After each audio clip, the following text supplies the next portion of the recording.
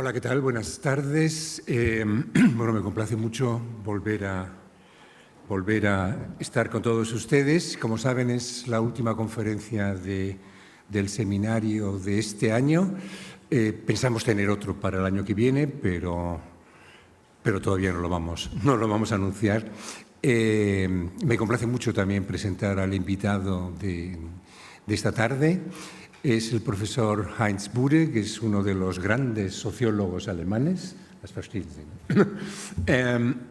Y bueno, que es conocido en España sobre todo por la traducción de un libro que es La Sociedad del Miedo, que es un libro sobre el que fue reseñado profusamente y sobre el que hubo incluso algún debate en la prensa, pero es autor de muchos otros libros, como el de Solidaridad, el futuro de una gran idea, el estado de ánimo del mundo, capitalismo y desigualdad, las nuevas distorsiones, o el destino del bienhechor, Gutmensch.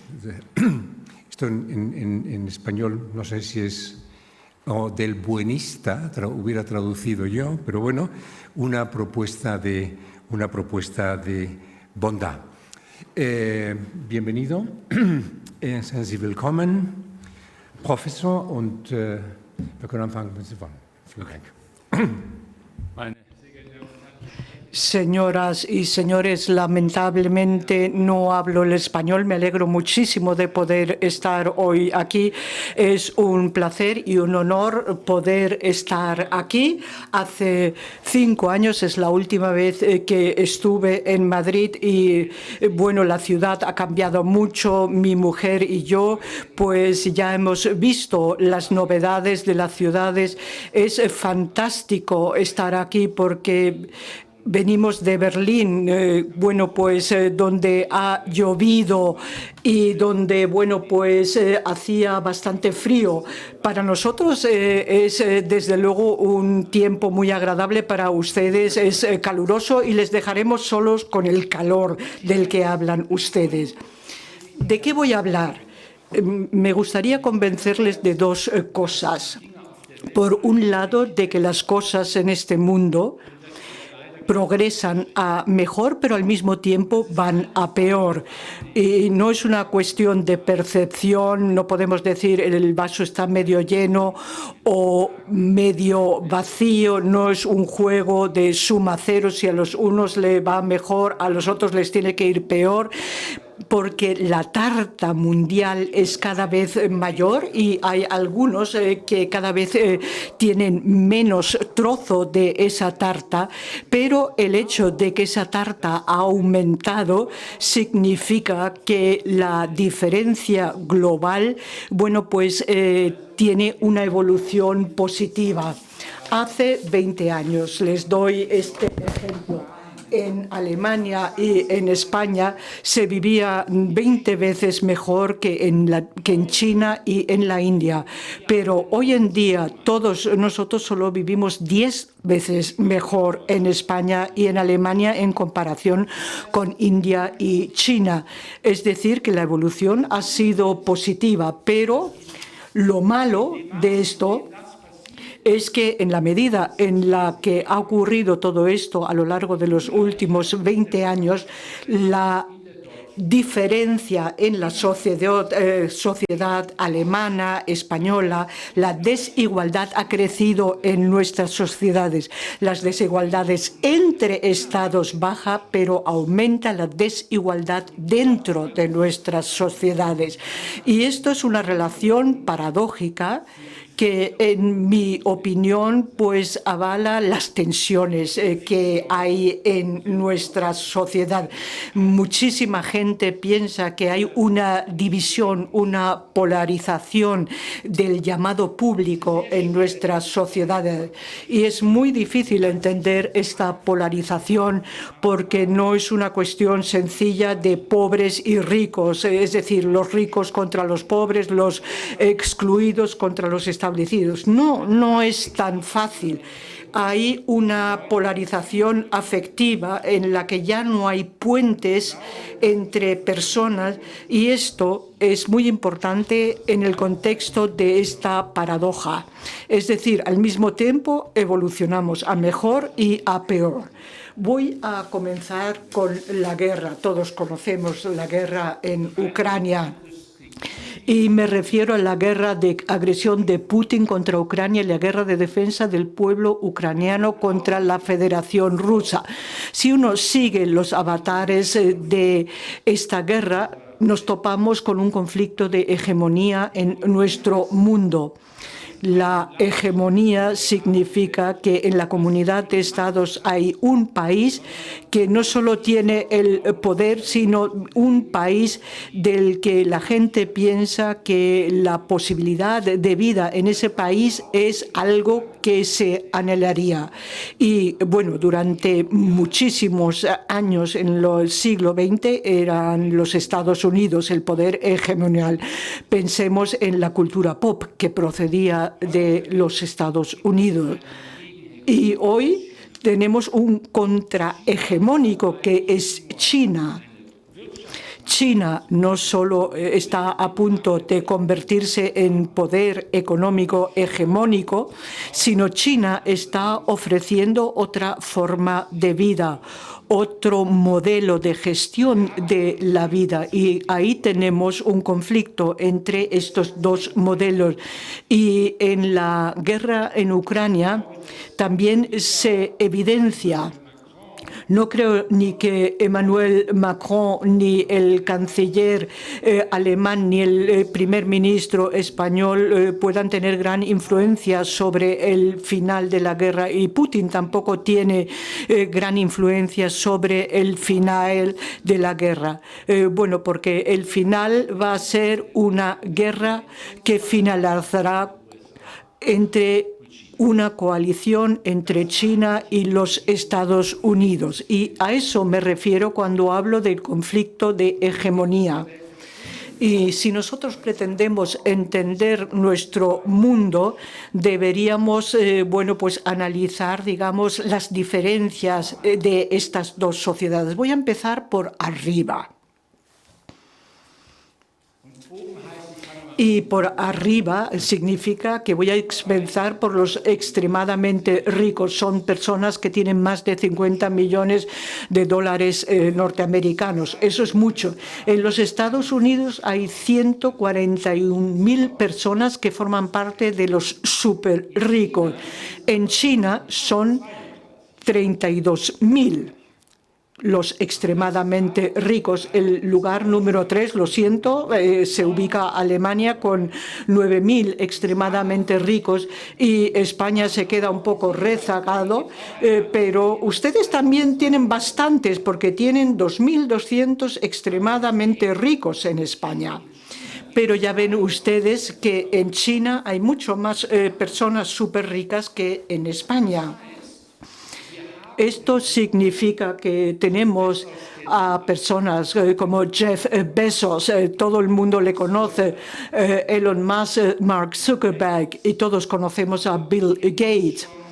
Pero no saben quién es Zhong Shang, el hombre más rico de China, que vende bebidas y productos farmacéuticos, y quizá le suene Jiang Zemin, que es el inventor de la mayor plataforma de vídeo del mundo, TikTok, es un chino.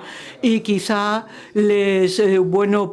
conocen a Jack Ma, que desapareció durante un cierto tiempo, fundador de los grandes almacenes de Internet Alibaba, el equivalente a Amazon.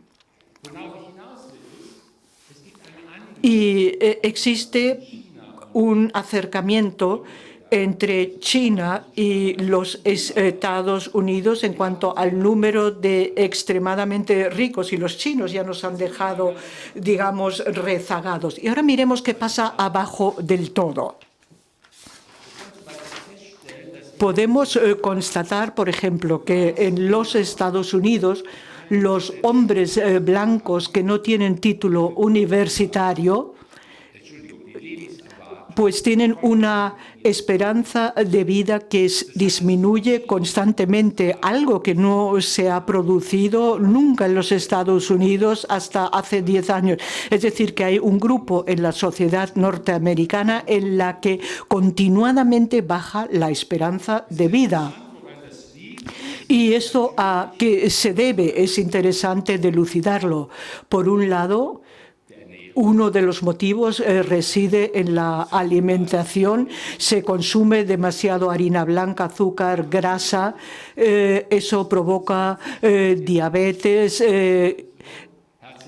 luego infartos de corazón, etcétera. Pero ustedes quizá hayan oído hablar del fentanilo, que es un opiáceo que se utiliza como analgésico, que se puede conseguir en los Estados Unidos en el mercado negro a un precio irrisorio. Y este opiáceo, bueno, pues ha costado la vida de unas 400.000 personas desde 1995. Estamos hablando de los Estados Unidos, el país más rico del mundo. Y hay un grupo de personas en este país que pierden la vida porque intentan superar las dificultades de la vida utilizando estos analgésicos. Y hay una familia que vende estos analgésicos, son los empresarios Sackler. Hay una acción por parte de una artista norteamericana, Nan Goldin, que inició una gran acción contra la familia Sackler, diciendo que, bueno, pues los museos no debían aceptar donaciones de esta familia porque son responsables de las muertes. ¿Hay un grupo parecido en China? Sí. En China se trata de los trabajadores itinerantes, los que migran en el interior de China. Hay aproximadamente 20 millones de trabajadores que migran en el interior de China, a los que les va muy mal. Trabajan fundamentalmente en la construcción, ganan poco, no tienen un buen alojamiento. A los niños les estaba prohibido durante mucho tiempo ir a una escuela pública. 200 millones de personas. El boom de la construcción se ha realizado a costa de este tipo de personas. Es decir, que en China también tenemos a un grupo excluido, igual que en los Estados Unidos. Los súper ricos por un lado, y luego tenemos un grupo creciente de personas que ya no pueden participar en la sociedad, ya no pueden participar del auge y del ascenso en la sociedad. En los Estados Unidos se trata de blancos. Los hombres negros con bajo nivel de educación tienen una esperanza de vida mayor que la de los blancos. Son los hombres blancos que no hacen ejercicio, consumen grasa, azúcar, compran constantemente pizzas y que, bueno, cuando tienen mucho dolor, pues toman estos analgésicos. Esto se llama, bueno, pues en los Estados Unidos white trash. Y la esperanza de vida de este white trash pues es como la esperanza de vida de Bolivia. Bolivia en los Estados Unidos, por tanto, y en China tenemos pues una parte de la población que vive como mucha gente en África. Resiliencia es el tema de esta serie. Bueno, pues tiene mucho que ver con la clase media. La clase media se está reduciendo por primera vez en los Estados Unidos desde hace 2 generaciones. Por primera vez en 2 generaciones, el número total de todos los hogares pobres y ricos ha superado al del número de hogares de clase media. Es la primera vez que ocurre esto después de la Segunda Guerra Mundial. Hay esa sensación en los Estados Unidos que la columna vertebral de esta sociedad se está reduciendo, pero esa clase media ¿qué pretende? ¿Qué pretenden todos los que forman parte de la clase media? Quieren tener un piso bonito, quieren tener un vehículo con el que poder moverse y quieren pues electrónica de entretenimiento, quieren ver el deporte como espectador, hacer un poco de deporte y quieren tener unos ingresos que les permita llegar a todo esto. Y esta clase media ya existe en estos momentos en China. Es una clase media que quiere justo lo mismo que la clase media en los Estados Unidos. También quieren tener un automóvil y en los Estados Unidos pues el vehículo es un vehículo con motor de gasolina. Hay pocos coches eléctricos en los Estados Unidos, pero si todos en China quieren tener un coche, entonces ocurre desde el punto de vista climatológico un problema. Tenemos un gran problema desde el punto de vista climático. Y eso la gente lo sabe. La gente en la clase media de China no es tonta. En los Estados Unidos la clase media se reduce o se estanca y en China está expandiendo, está creciendo cada vez más. Pero a la clase media de China se le dice, vosotros no vais a poder evolucionar como la clase media en Estados Unidos. Quizá, bueno, pues tenemos que llegar a racionalizar el número de coches, etcétera. Pero la clase media no lo quiere. La clase media en Estados Unidos está nerviosa por saber si se va a reducir más y en China está nerviosa por saber si va a conseguir lo que ellos pues esperan gracias a su estatus social y gracias a lo que hacen en la vida. Es decir, en las dos sociedades tenemos una clase media muy nerviosa por razones bien diferentes. Y a esto me refiero cuando yo digo que estas dos grandes sociedades se van pareciendo cada vez más, pero al mismo tiempo las diferencias dentro de estas sociedades explotan. La desigualdad explota en los Estados Unidos. Algunos ya hablan de una plutocracia en los Estados Unidos y la clase media en China también está, digamos, aumentando y el Partido Comunista Chino ya no sabe cómo abordar los costes de esta expansión. Las cosas mejoran y empeoran al mismo tiempo.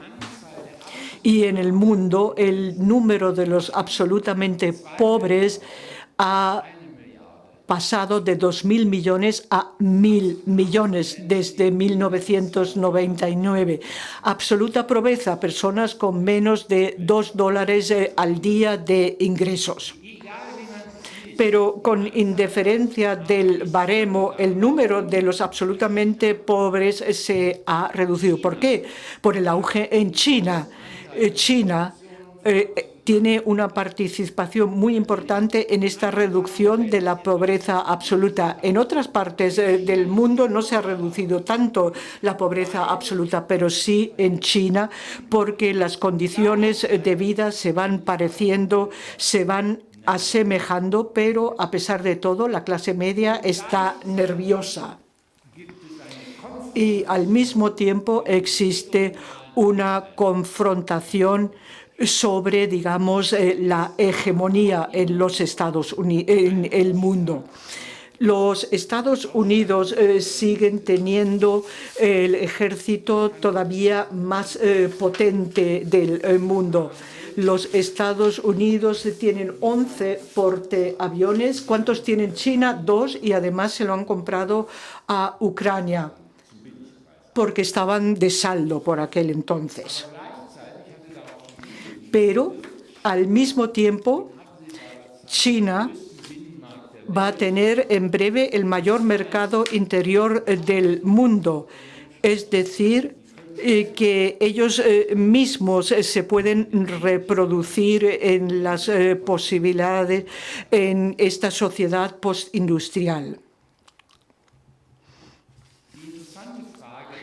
Y hay una pregunta muy interesante. ¿Y qué hacen estas dos sociedades para controlar, digamos, esta explosión en la situación social? Estos dos poderes hegemónicos que se encuentran en conflicto entre sí. Los Estados Unidos con Joe Biden acaban de iniciar una guerra tecnológica contra China. Hay una guerra tecnológica. Sobre esta base hay un conflicto. Los Estados Unidos hay determinadas tecnologías que ya no quieren, digamos, exportarla a China. Es decir, se encuentran en una situación de guerra, en una situación de absoluta rivalidad. Pero les quiero decir, para tranquilizarles, que al mismo tiempo China es el mayor acreedor de los Estados Unidos. El mayor endeudamiento lo tiene China, anteriormente era Japón. Y en estos momentos es China. China no tiene ningún interés en destrozar a los Estados Unidos porque se destrozaría a sí mismo, y eso nos tranquiliza. Pero lo que respecta a las condiciones de vida, de regulación, de control de la sociedad, existe una gran diferencia entre Estados Unidos y China. ¿Y cómo soluciona China esta mezcla explosiva entre los extremadamente ricos, los pobres y la clase media nerviosa? La respuesta se denomina social scoring, el sistema de crédito social. Hay una gran infraestructura digital en China a la que todos los ciudadanos tienen que dar información sobre su forma de vida. Y bueno, pues en función de cuánto han trabajado, cuántos recursos han logrado acumular, en función de cuánto se han cuidado de sus hijos, reciben unos puntos. Es decir, que hay la concesión de privilegios en función de un comportamiento socialmente positivo. Por ejemplo, tienen la posibilidad de conseguir, bueno, pues para el niño que vaya a un buen jardín de infancia, o que la hija pueda estudiar en un buen colegio, o reciben una vivienda con un espacio más, con una habitación más, o pueden viajar una vez más al extranjero. Esto no es ninguna broma. Así se intenta controlar en China a la población. El principio es concesión de privilegios según unos criterios justos que están recogidos a través de un sistema digital. Los Estados Unidos tienen otro sistema, que es la promesa de la autarquía digital, y más o menos gratis.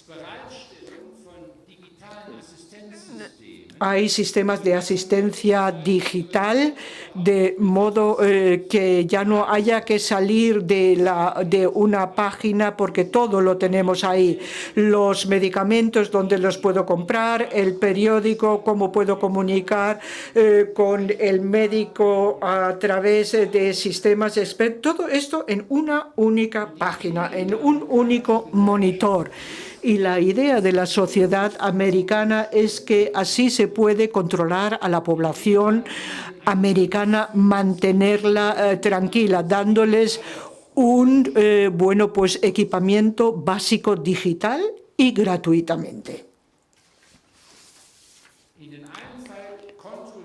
En un caso, concesión de privilegios controlada, y en otro caso, pues obtienes todos gratuitamente, y mira a ver cómo te organizas tu vida de modo óptimo. Hay dos poderes hegemónicos en este mundo que están en conflicto, entonces tiene que haber espectadores, el público. Somos nosotros, somos todos aquí en España, en Alemania. Nosotros miramos, somos espectadores y nos preguntamos, ¿mejor el camino chino o vamos a seguir mejor el camino americano? En Alemania, no sé si en España también es así, hablamos de la resiliencia ecológica y hay muchísima gente que está bajo cuerda por el modelo chino, porque dicen, ¿por qué no? Si alguien es ecológicamente correcto, ¿por qué no concederle ventajas? ¿Por qué no? ¿Y qué podemos argumentar en contra? Porque de otra forma no vamos a conseguir nada. Si paseo por Madrid, muchísimos coches, bueno, a mí me parece imposible reducir el número de coches una cuarta parte.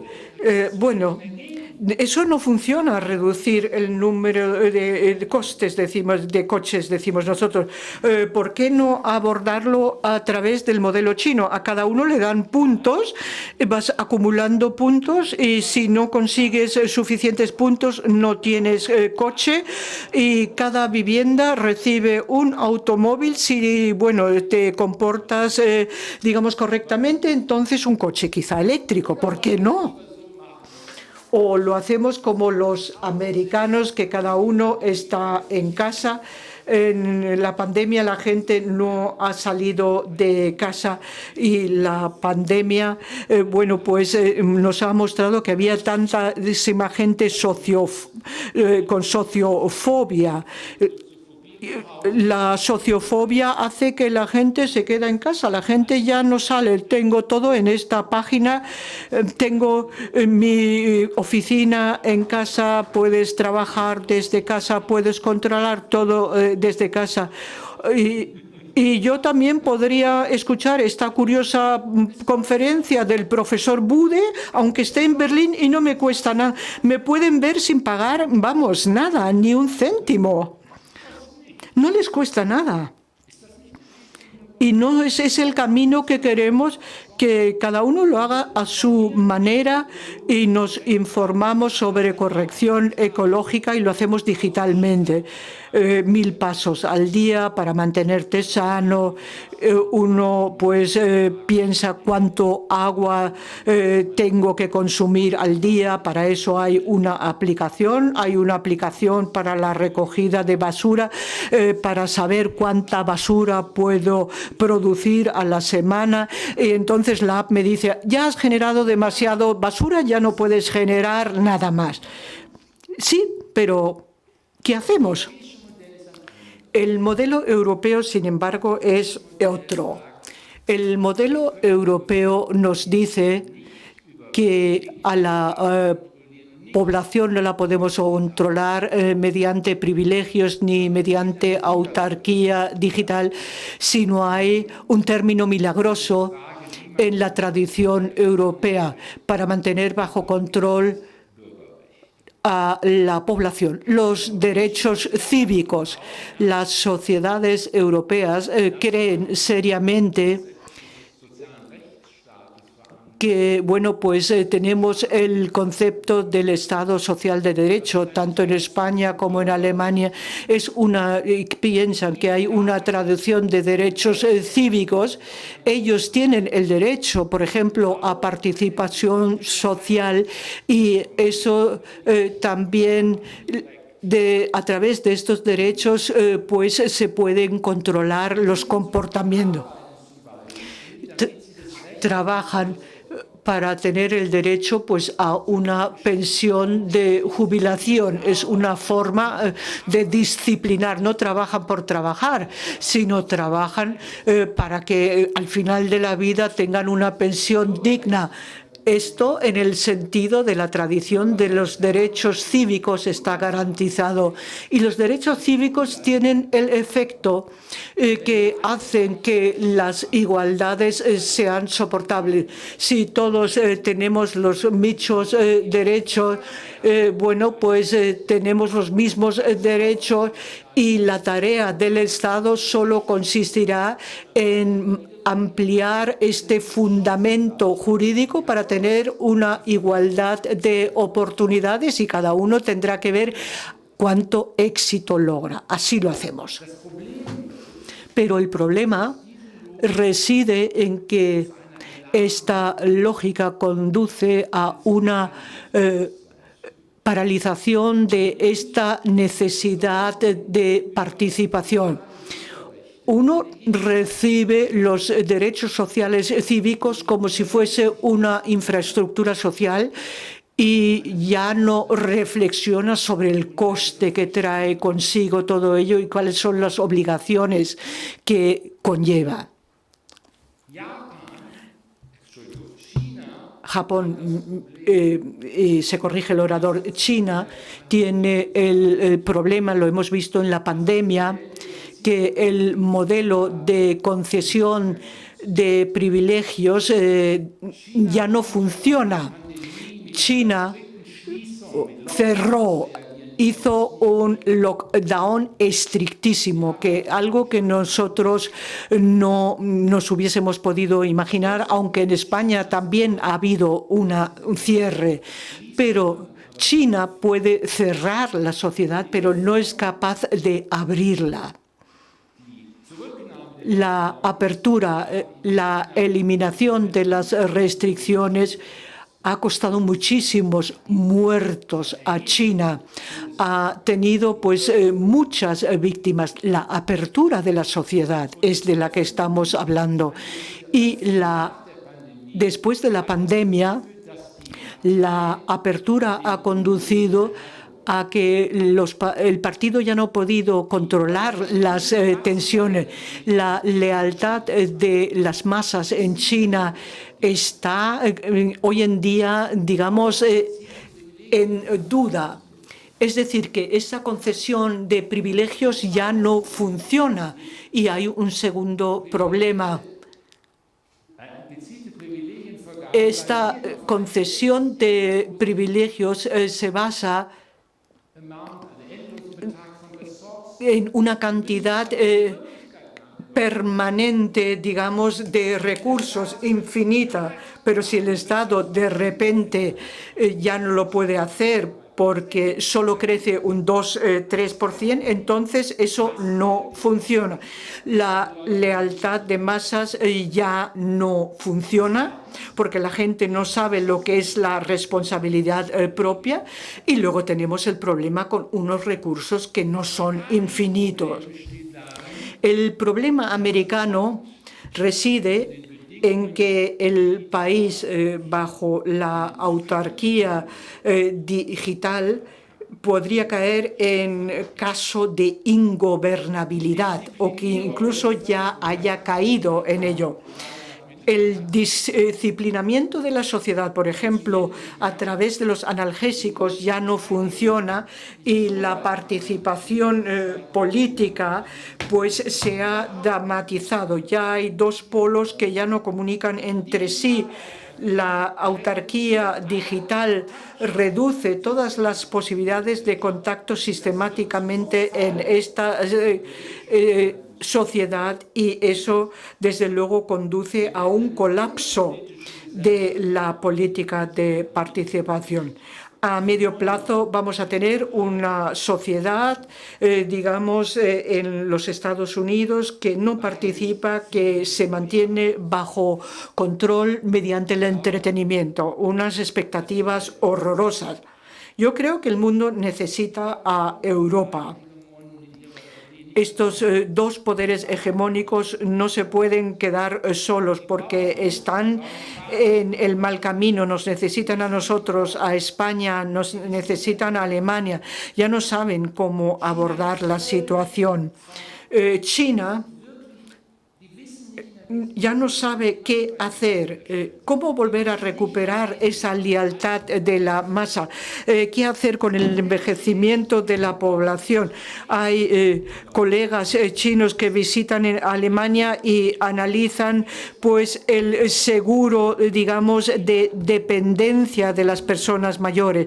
La política de un solo hijo pues significa tampoco que hay posibilidad de que cuiden los hijos. No hay iglesias, no hay asociaciones caritativas, etcétera. Todo esto no existe en China. Y es una sociedad que en lo social puede llegar al punto cero. Y en los Estados Unidos todos ya no tenemos deseos de vivir. Hay muchos colegas que ya no quieren trabajar en las universidades americanas porque ya están hartos de las crisis culturales, no quieren trabajar ahí. El nerviosismo ha crecido. Uno quiere tener un poco de tranquilidad, quiere poder dialogar con los demás a la vista de los problemas. ¿Los derechos cívicos son la solución? Y voy finalizando. Solo lo podemos hacer bajo una condición. Tenemos que ver claramente en nuestros países europeos que la concepción de derechos cívicos para garantizar la justicia social depende de la solidaridad de las personas.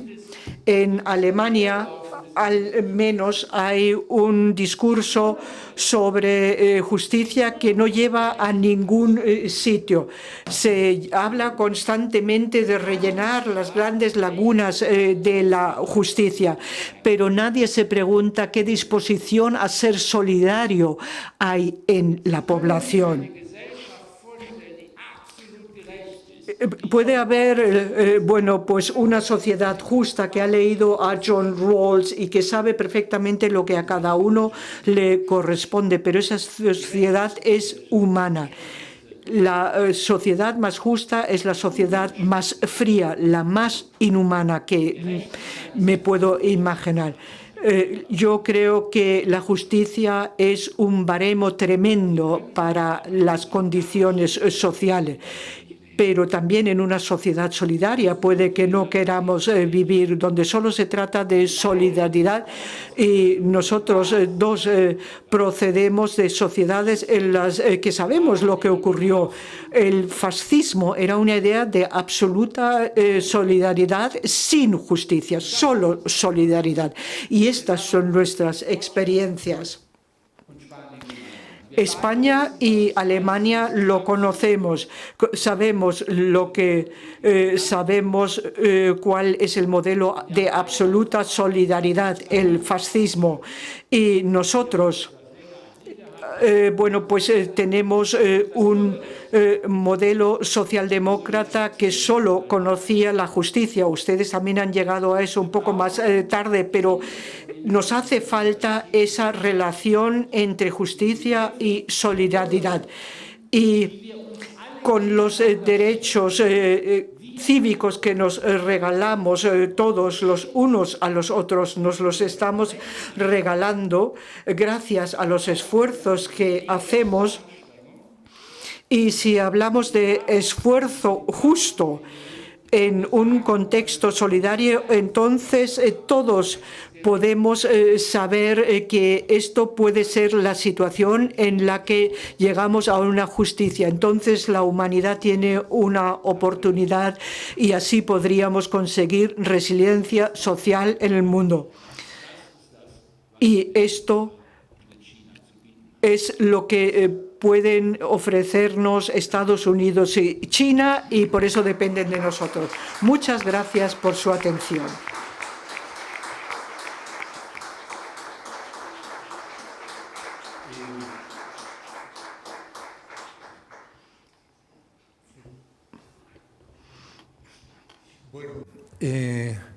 Preguntas. Creo que ha sido una conferencia muy provocadora. Bueno, yo conozco al profesor Bute y sé, me esperaba que sería una conferencia provocadora, lo cual está muy bien.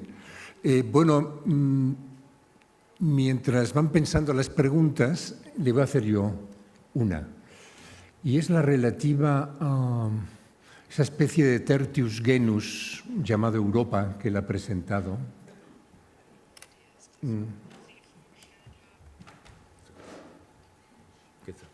Ya, ok. Bueno, observando lo que está ocurriendo últimamente en Francia, por poner un ejemplo, ¿no? Pero en cierto modo también en Italia, no sabemos aquí lo que va a ocurrir con la extrema derecha o si entrará en un gobierno con la derecha más, digamos, más centrada, más de centro. Se aprecia también un malestar que probablemente no sea tan radical como en los Estados Unidos, pero ciertamente no nos exime de una serie de desafíos que están muy, muy presentes en nuestra sociedad y que genera también miedo. Volvemos a uno de sus temas, ¿no? Y claro, ahí yo creo que desde la República Federal Alemana, que es un país que políticamente está exento de grandes vetos entre las fuerzas políticas, donde es muy sencillo hacer gobiernos y donde, por tanto, la gobernabilidad está asegurada, no se piensa en la enorme dificultad que para otros países significa, dentro de las democracias europeas, la formación de gobierno en un paisaje de fragmentación continua de los sistemas políticos, y que eso, pues claro, impide realmente también, o sea, está conduciendo muchas veces, y es el caso de España, a un tipo de polarización que, aunque no es igual, se aproxima de los Estados Unidos, ¿no? Es un tipo donde ya no hay diferencia casi entre los diferentes partidos que integran cada uno de los dos bloques en los que está dividido nuestro sistema político, ¿no? Entonces, y que esa polarización además tiene un componente afectivo, ¿no? O sea, la polarización afectiva lo que significa fundamentalmente es que digamos, la distancia no es ideológica, la distancia es emocional, ¿no? Entre quienes se sienten pertenecientes a uno de estos dos bloques. Bueno, yo ahí veo un peligro cierto, ¿no? Que puede también desestabilizar las sociedades europeas de una manera, si no, desde luego no, a la manera china, tampoco siguiendo el modelo estricto de los Estados Unidos, pero que en vez de ser un modelo de estabilidad el nuestro, es un tercer modelo de desestabilidad que quizá tendríamos que pensar, ¿no?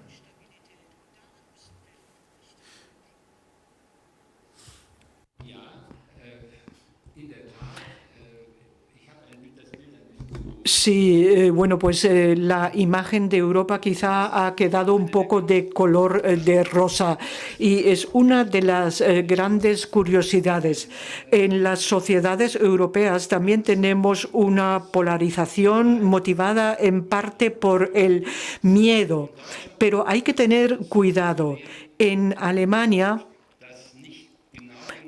no se diferencia entre miedo y odio, no se diferencia suficientemente. No sé lo que ocurre en España. En Alemania no es tanto el miedo, sino el odio. Voy a hablar de nuevo de los Estados Unidos.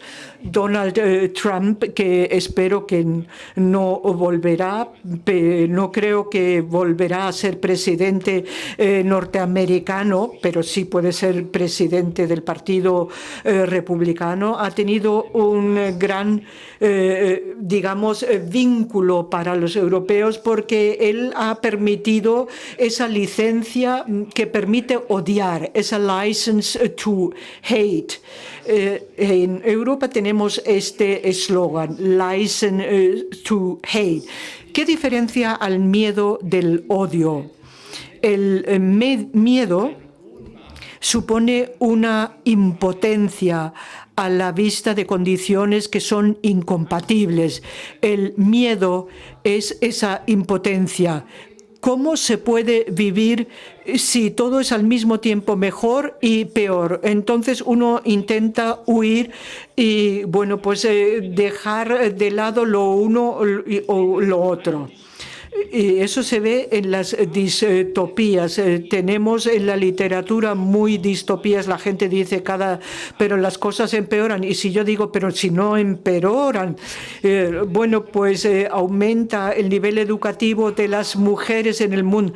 Sí, no, es que tú quieres verlo con un punto de vista buenista. No, pero yo digo, pero mirad, tenemos a gente aquí que está excluida, pero yo digo, sí, es que simultáneamente la cosa mejora y empeora y genera esa polarización, esta contradicción. Pero el odio es algo totalmente diferente. El odio es una droga que nos dice, puedo conseguir algo si odio. Es decir, que el odio es un concepto que va de la mano de un concepto neoliberal. Es la idea de que en su vida uno tiene que demostrar algo, tiene que generar efecto. Si puedo conseguir algo, entonces mi vida es buena. En el trabajo, en la opinión pública, pues normalmente no conseguimos. Y el odio dice, sí, puedo conseguir algo odiando. El odio es realmente una droga. Puedo pegar un puñetazo en la mesa y decir, miradme, estoy aquí. A mí me interesan, bueno, pues todas estas cosas. Y este es el problema que impera en Europa en estos momentos. Pero el odio tiene diferentes motivos en los diferentes países europeos. En Francia, el odio se ha convertido en parte de la política. Los chalecos amarillos, por ejemplo.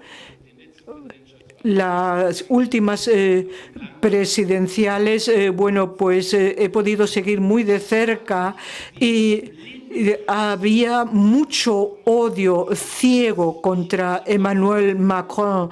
En el pueblo había gente maravillosa, el carnicero, todos simpáticos, pero si hablábamos de Macron, entonces perdían la razón y yo no lo entendía. Y si ahora les digo a mis amigos, pero esta reforma de pensiones es necesaria, no podemos seguir así, es absurdo lo que hace.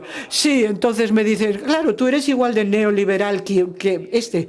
Yo no soy un neoliberal si os digo que el sistema social no puede seguir así, pero no se puede hacer así. Este hombre es de la banca, de los Rothschild, entonces dice, bueno, pero odiáis a los judíos. No, es el odio, una amalgama de odio y política. Esa es la situación francesa, pero también existe, digamos, odio y antipolítica. Lo tenemos en Alemania. La política en sí es mala. Hay que hacer micropolítica. La política es el diablo, pero la micropolítica no. Son los que están bloqueando ahora los aeropuertos. Es el odio frente al sistema que dice la política no nos lleva a nada porque no resolvemos el cambio climático. Una amalgama con otro tema. ¿Cuál sería la solución? Una purificación de las preguntas políticas que queremos resolver. Y eso es muy importante. A mí no me gusta lo de crisis climática, porque las elevadas temperaturas que tenemos, por ejemplo, ahora aquí en España, ya no se pueden revertir. El punto de no retorno ya lo hemos pasado y la decisión de que el cambio climático, bueno, pues sobre el cambio climático no permiten reducir el cambio climático. Tenemos que adaptarnos inteligentemente Resiliencia es un concepto adaptativo, no transformativo. La transformación es la transformación de la adaptación. Ya no podemos frenar. Esto es imposible. Y yo puedo decir lo que hay que hacer y lo que no se puede hacer. Si lo digo políticamente, tengo a la gente en contra mía. Tú no quieres saber lo que está ocurriendo. Sí, sé lo que está ocurriendo, pero lo único que digo, dónde puedo hacer algo y dónde ya no cabe actuar. Y esa es la política de los derechos cívicos. ¿Qué es posible? ¿Qué no es posible? Y me temo que en España hay una amalgama además con los aspectos regionales, pero hay una amalgama de odio con temas sociales relevantes. Es una amalgama interesante que estamos viendo también en Alemania y tendríamos que conseguir que el odio saliese de la política. Si hablo con gente de los partidos políticos, me dicen necesitamos una narrativa nueva y digo, olvídense de esa idiotez, no les puede contar a la gente lo que no es verdad, eso no funciona. Ese es el problema, que nosotros estamos preguntándonos por la narrativa, las ideas tontas, forget about narrative. Olvidaros de la narrativa, de la disrupción, etcétera. Olvidaros de ese vocabulario. Tenemos que encontrar palabras para esas cuestiones que podemos resolver políticamente y aquellas que no podemos resolver políticamente. El ser humano, bueno, pues ha cometido una serie de cosas que ya no podemos revertir.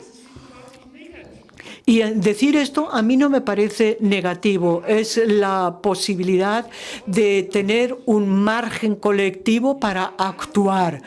Todos intentaríamos ir en la misma dirección para tener una sociedad justa con ese concepto de solidaridad.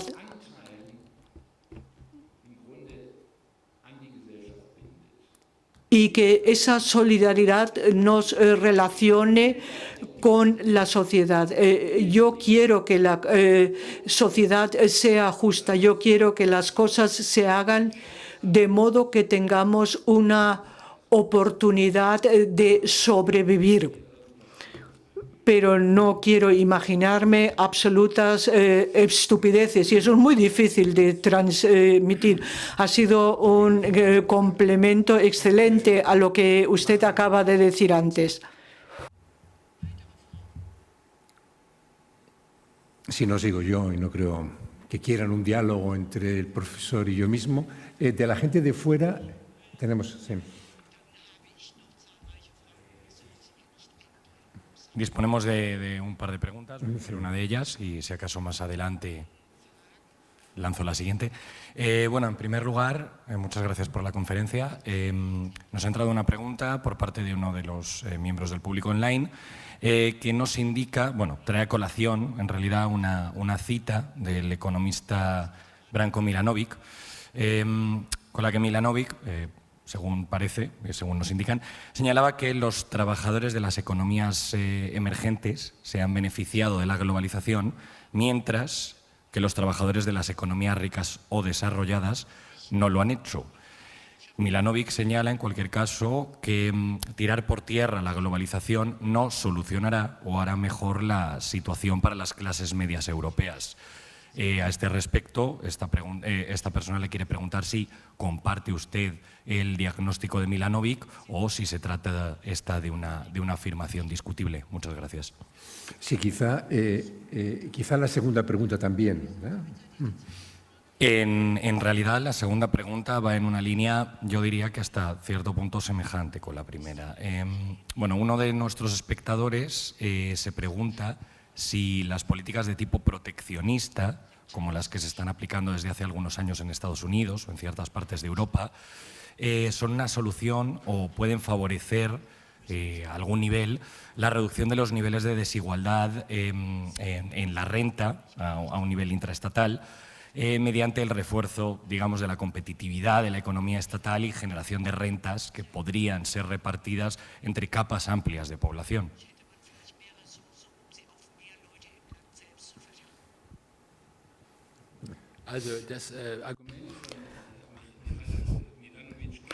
El argumento de Milanovic lo conozco y es algo correcto para los últimos 20 años. Hoy en día dista de ser correcto, sobre todo teniendo la situación en Alemania. En Alemania tenemos el problema de que tenemos mucho trabajo, pero pocos trabajadores. Tenemos una relación inestable entre puestos vacantes y trabajadores. Una situación dramática en Alemania.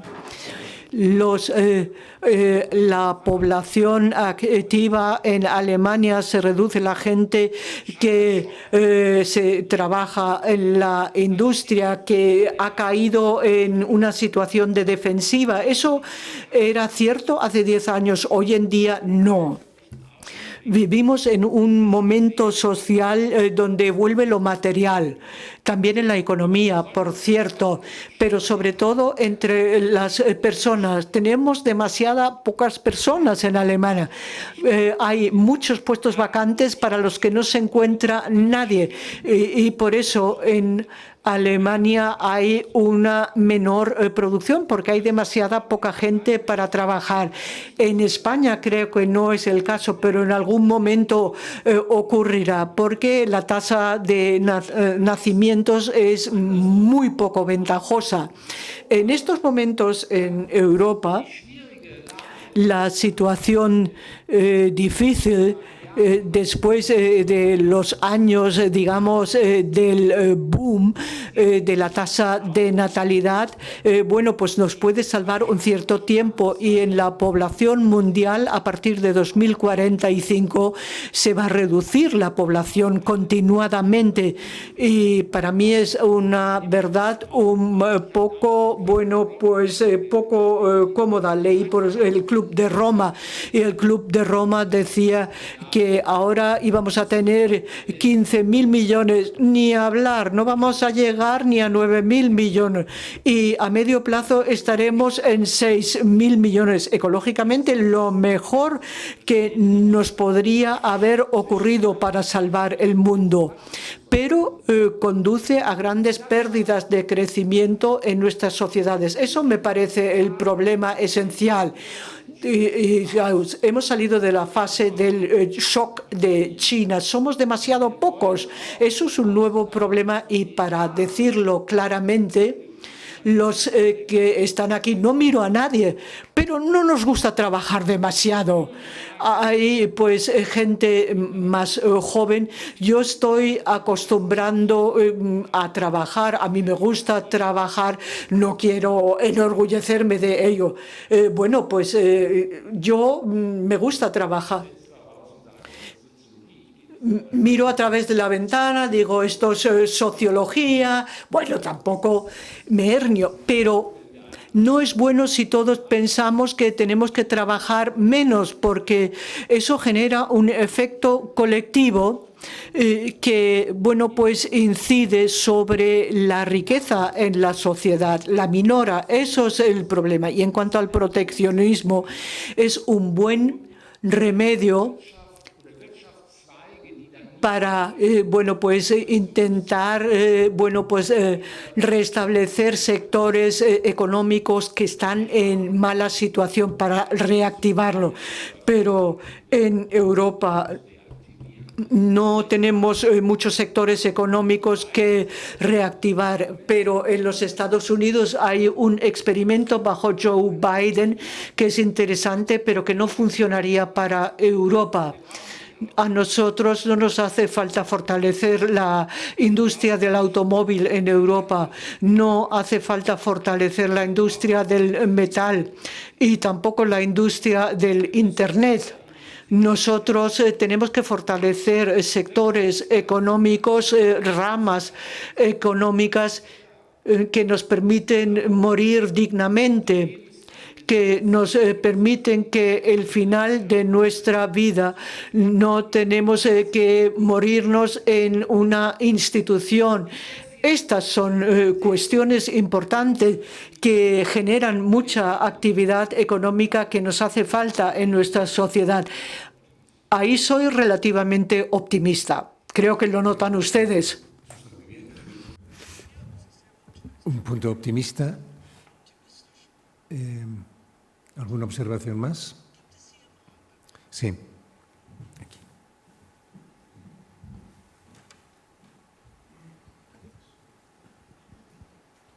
La verdad es que estoy encantado de oír al profesor Bude su intervención, porque en realidad es muy optimista para la parte europea del mundo, y además yo estoy completamente de acuerdo en esta situación, porque lo que está pasando es que, en mi opinión, lo que está sobrevolando a todo este discurso es que hay dos grandes potencias que no quieren entender que los procesos homeostáticos destruyen cualquier tipo de previsión basado en regresiones lineales hacia el futuro. Así dicho parece un poco abstracto, pero si yo hago unas previsiones económicas que dicen que vamos a crecer al 5% de la población del tal país y que por tanto dentro de 50 años vamos a ser 4 veces más que ahora, pues no sabemos lo que es la teoría de sistemas ni la importancia que tiene aplicar correctamente los principios de la teoría de los sistemas. Y eso es muy grave porque en países que deberían saberlo muy bien, en especial en Estados Unidos, que es donde nace la teoría de sistemas, pues deberían saber que hay una tendencia, digamos, a corregir las regresiones lineales para recuperar la homeostasis posible. Entonces eso quiere decir que nunca se llega a alcanzar lo que uno se propone. Y eso al ciudadano normal pues le da lo mismo, pero a los gobernantes y a los que toman decisiones les produce verdaderos sarpullidos, o sea que es una cosa que no la pueden soportar.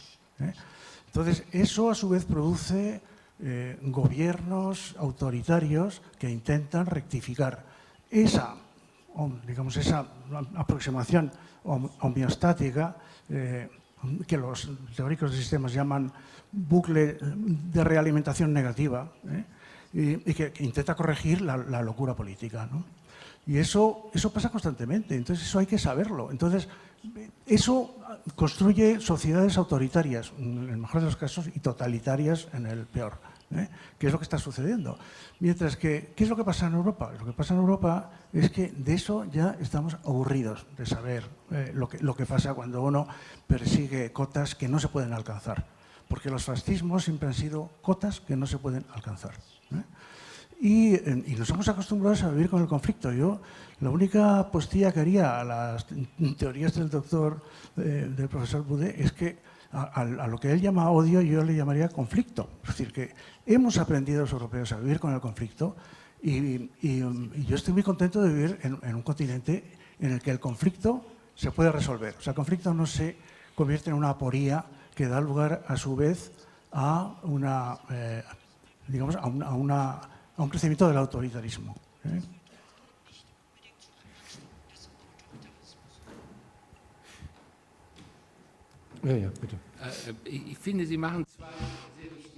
Usted ha mencionado dos puntos muy importantes. En el primero estoy de acuerdo.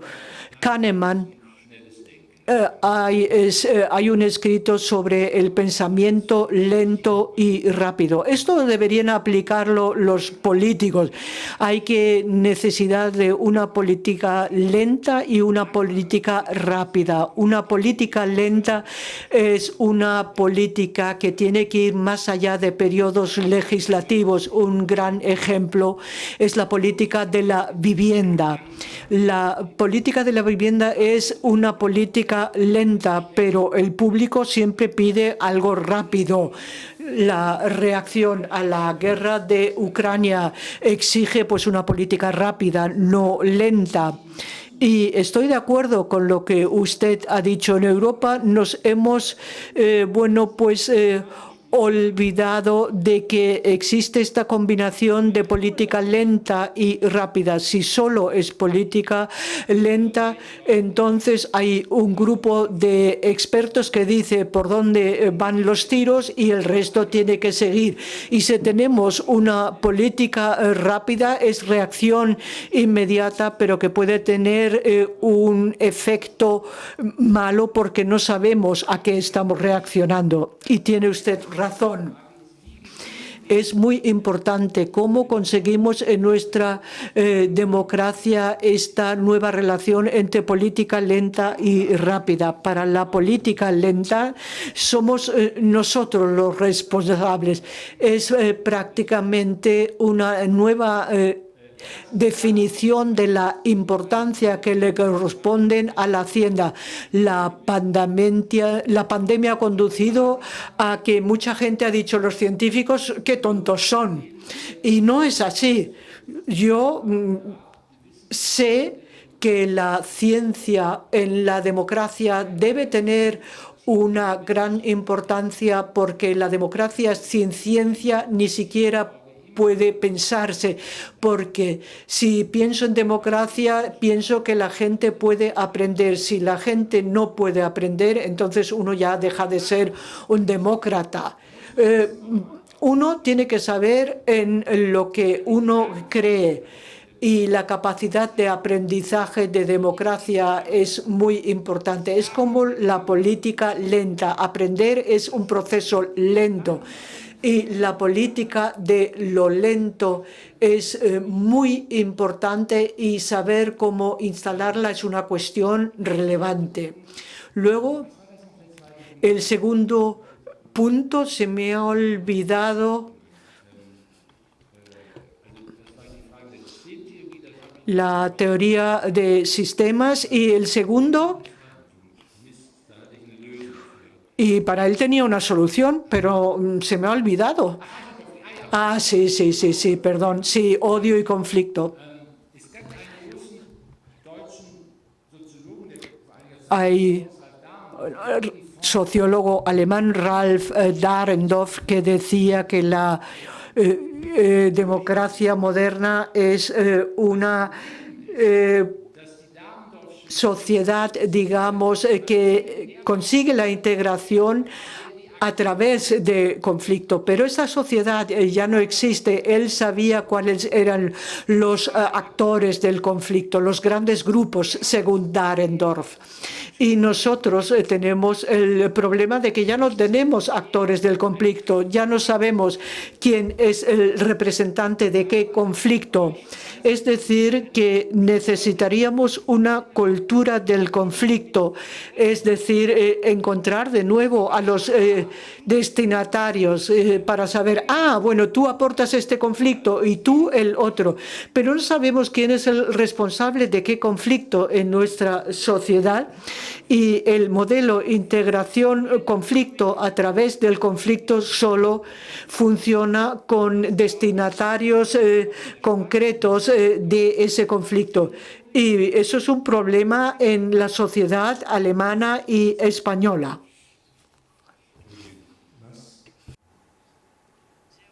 Si no les amenazo con ser yo quien interviene. Bueno, voy a intervenir yo. Bueno, yo tengo dos cuestiones. Bueno, una cuestión realmente y algo que puede complementar esa distinción entre política lenta y política rápida, ¿no? Porque claro, también se puede imaginar que estamos sujetos a otra dinámica, que eso lo vivimos mucho en España, ¿no? Tenemos problemas nacionales, ¿no? Identidad nacional que no tenemos resueltos todavía, que es el de, esa distinción de Italo Calvino, ¿no? entre lo pesado y lo ligero, ¿no? Leggerezza, pesantezza, ¿no? O sea, una sociedad que un espacio público tremendamente frívolo, ¿no? Muy ligero, muy líquido, y paralelamente, ¿no? Digamos, personas que solo pueden pensar su identidad a través del enraimiento en algo denso, ¿no? profundo. Entonces, claro, son contrastes que al final, además, la forma en la que muchas veces se defienden esos conflictos pesados, o pesantes, diríamos también en castellano, es muy frívola, ¿no? Porque se ven obligados a entrar dentro de medios de comunicación, a través de simplificación de los discursos, etcétera. Y claro, yo creo que eso introduce de nuevo el problema de cómo discutimos sobre los problemas y si el medio a través del cual lo hacemos es el correcto en cada caso o no, ¿no? Por ejemplo, para discutir sobre las cuestiones propias de lo pesado, haría falta una política mucho más lenta, no una política rápida, ¿no? Para cuestiones mucho más, digamos, del mercado, de la disputa política cotidiana, pues no afectaría tanto, ¿no? O sea que esto sería una observación que realmente tampoco necesita por qué desarrollarla. Y mi pregunta va más bien en torno a esa distinción entre solidaridad y justicia, ¿no? Y el cierto horror que usted manifestaba ante la idea de justicia. Sin embargo, a la vez hacía ver la imposibilidad de soportar las injusticias. Solo que la vía quizá era más a través de la solidaridad que no a través de la implementación de un modelo de justicia. Y su enfoque me recordaba el de Judith Shklar, esta teórica política americana, ¿no? Donde dice que realmente el problema son las injusticias, ¿no?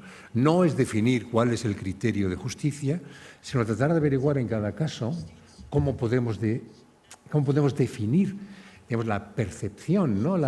Esa emoción asociada al sentimiento de injusticia, que en parte es lo que alimenta también a los chalecos amarillos, el odio a Macron, etcétera, muchos de los conflictos que tenemos, ¿no? O sea que cuando uno entra en un diálogo racional, pues se da cuenta de que, claro, un país como Francia, que probablemente sea el país que tiene unos índices de gasto social más elevado, puede ser acusado, ¿no?, de injusto por el hecho de que se aplace 2 años, ¿no?, digamos, la entrada en las pensiones, ¿no? O sea, si se hiciera en España todavía, si se hiciera en Polonia todavía, pero en Francia precisamente, ¿no? Entonces yo creo que ahí hay, pero la emoción está, ¿no? La emoción, ese sentimiento de justicia está.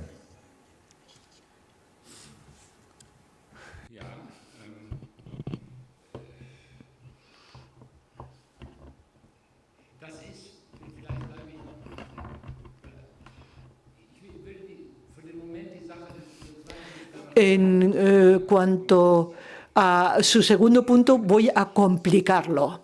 Voy a hablar del derecho.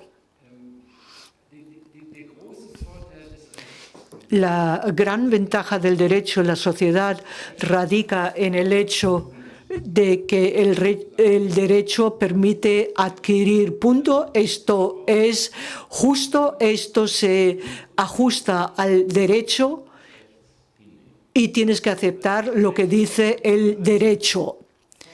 El derecho es una forma de interrupción legítima de la discusión, del debate. Ahora que hable el derecho, en Alemania tenemos el Tribunal Constitucional Alemán, institución legítima a la que se le pide que dicte sentencia para terminar una discusión. Ya no se puede seguir discutiendo. Y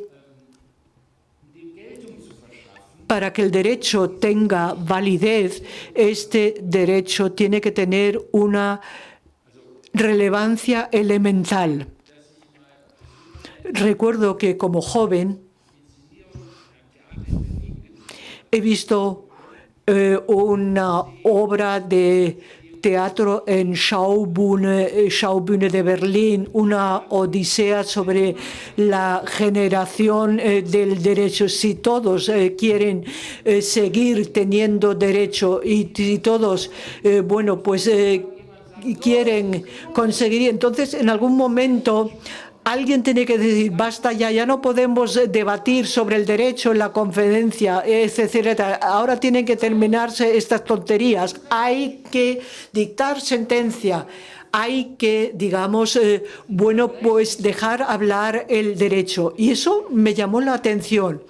Es decir, esa interrupción del debate. Y hay gente que no lo entiende. No entiende que el derecho es algo fantástico. Es decir, yo estoy haciendo un llamamiento en pro de la autoridad de conceptos reales. El derecho no es solo una construcción filosófica, sino hay conceptos reales. Y esto es el punto inicial. A mí no me gusta el concepto de complejidad. Si alguien me dice en política que algo es complejo, entonces digo, está empezando a mentir. Cuando me dice complejidad, entonces significa que las cosas van mal. Van mal para mí. Complejo. Bueno, pues te van a pagar una pensión menor. Con complejidad, mucho cuidado. Y dejemos de lado la complejidad. ¿Y qué ocurre con la elementaridad? Las ciencias sociales, pues a veces se ha escondido detrás de estas complejidades. Y bueno, pues también la política tiene sus conceptos complejos y nosotros tenemos que volver a conceptos elementales. Se oye que ahí me acerco a Carl Schmitt, un filósofo alemán que no ha tenido, una asociación demasiado agradable, pero que el problema del elementarismo lo ha definido muy bien. En Alemania existe colegios, algo que se llama como convivencia social, y cuando yo pregunto ¿y cómo se consigue transmitirlo?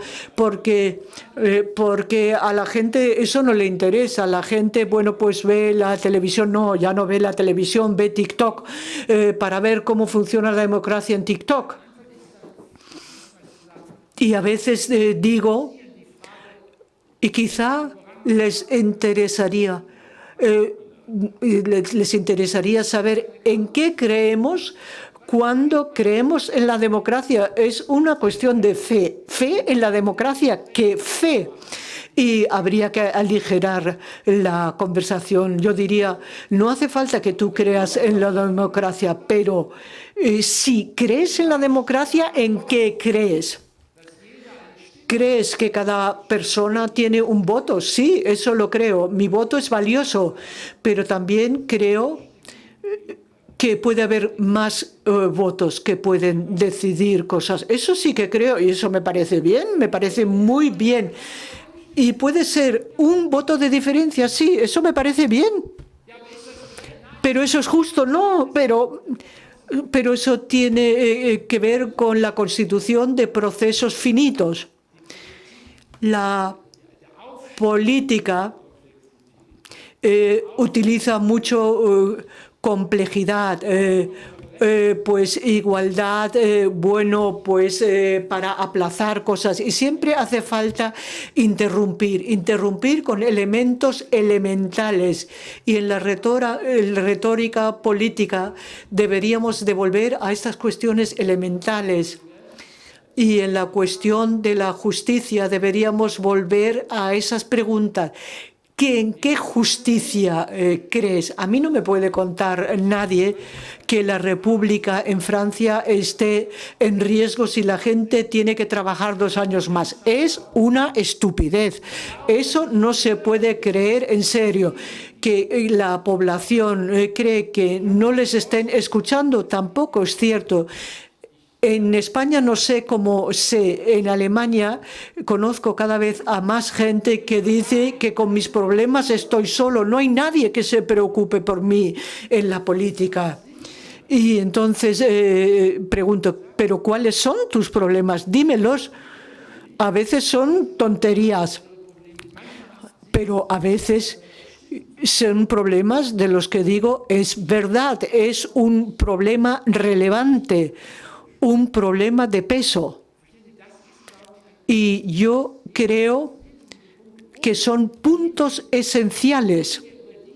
Si no reflexionado como lo estamos haciendo así, a los chinos y a los estadounidenses no les podemos decir nada, tenemos que ofrecerles algo.